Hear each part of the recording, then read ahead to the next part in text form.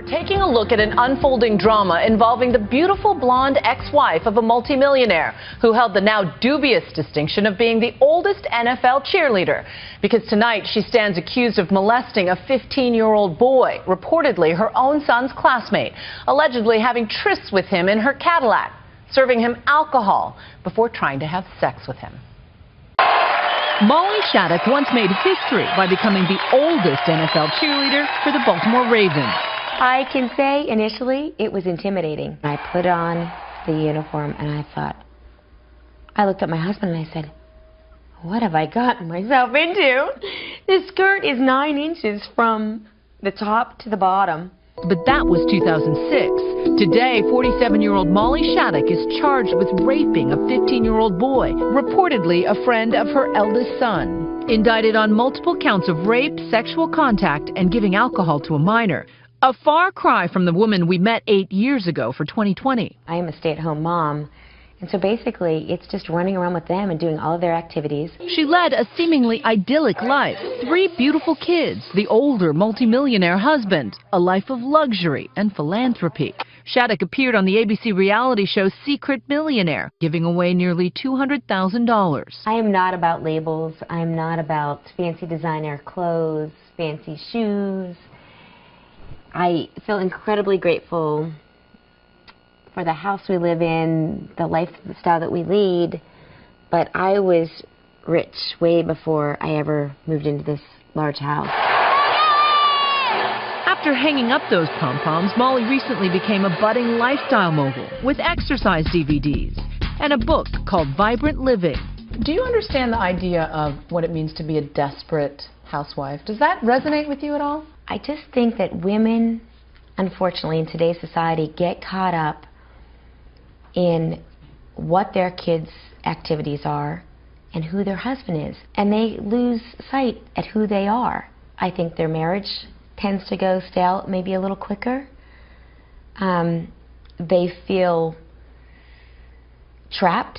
But now investigators believe this housewife did turn desperate. Court documents obtained by Delaware Online allege that the illicit relationship with the teenage boy began via Instagram. She allegedly liked a picture of his, her own son telling his friend, "You should text my mom, she's obsessed with you."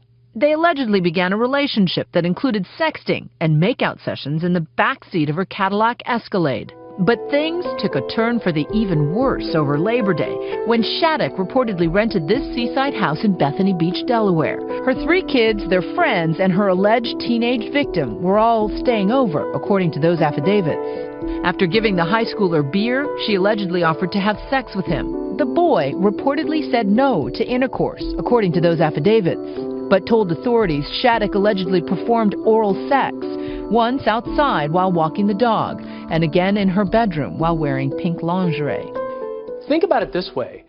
He, at 15, not able to form consent, had the mental acuity and the maturity to be able to say, you know what, this isn't right for me. But she, in her 40s, didn't have that same sense about her, which is something I think that plays against her in a courtroom. Right, the 15-year-old is acting like more of an adult than the 40-something. Right. I mean, that's the key. I mean, if he's acting as more of an adult, it makes her look worse. That could be the case if the charges are true. The boys' school reported the alleged incident to police, and the headmaster issued a statement saying the parent has been prohibited from entering McDonough campus, and additional security measures have been in place to assure the safety of the students.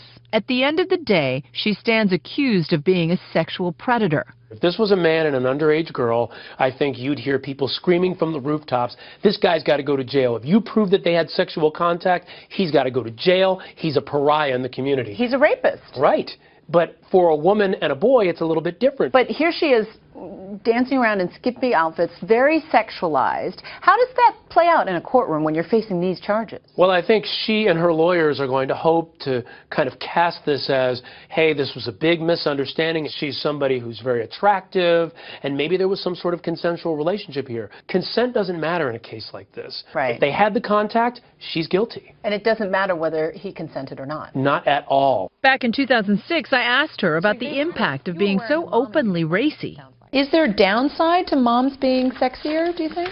No. No, we're just leading by example, trying to be the best women we can possibly be And if we commit to doing something, we're giving it our all. And so what better thing could you show your children than that? But why would an attractive, wealthy, high-profile woman with so much at stake risk losing it all? Even though she is a woman in her late 40s, mentally, does she feel more in sync with a 15-year-old? Why do you keep running away? Because you're going to bed. I don't think I should be up here. It's a syndrome played out in The Graduate, the classic Hollywood tale about an older woman taking advantage of a much younger man. Mrs. Robinson, you're trying to seduce me. She may be wondering whether she's still attractive anymore to the opposite sex. She may be very frightened about aging and whatever that means to her. But something is triggering her insecurity. Shattuck is now estranged from her husband, Mayo Shattuck, the chair of the Fortune 500 energy company Exelon. The couple filed for divorce 2 days before a search warrant was issued. Police trying to locate key evidence in her home, reportedly her cell phone and that pink lingerie the alleged victim described. Earlier this week, she pled not guilty to the charges, and her ex-husband released a statement saying he is shocked and saddened about the allegations.